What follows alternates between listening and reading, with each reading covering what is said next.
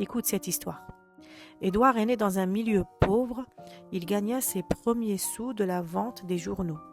Puis il travailla comme secrétaire comptable chez un grossiste. Plus tard, quand il fut recruté comme aide-libraire, il avait à sa charge 9 bouches à nourrir.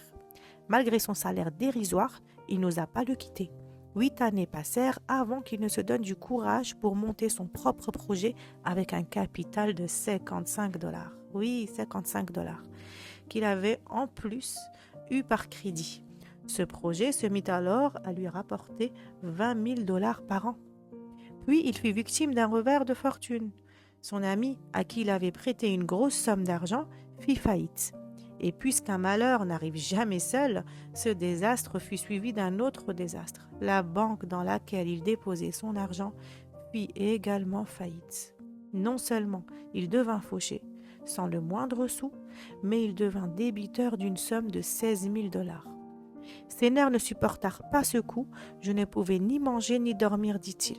J'étais devenu victime d'une maladie bizarre. J'étais anxieux et rien d'autre, mais vraiment anxieux. Je fus pris d'un malaise et je m'écroulai sur le passage piéton. Des gens me ramenèrent chez moi et m'étendirent sur mon lit. Il y eut une éruption de boutons sur tout mon corps, dit-il.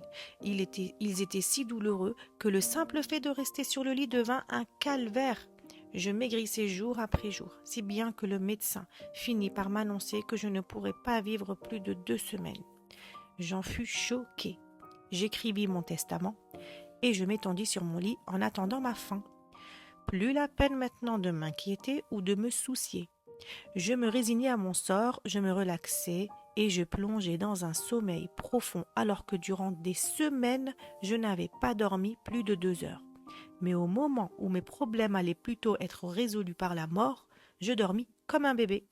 Mes gros soucis se mirent à disparaître. Je retrouvai l'appétit et je repris du poids. Quelques semaines plus tard, je pouvais même marcher sur mes béquilles. Et 6 semaines après, je pus retravailler avant ma maladie. Je gagnais 20 000 dollars par an.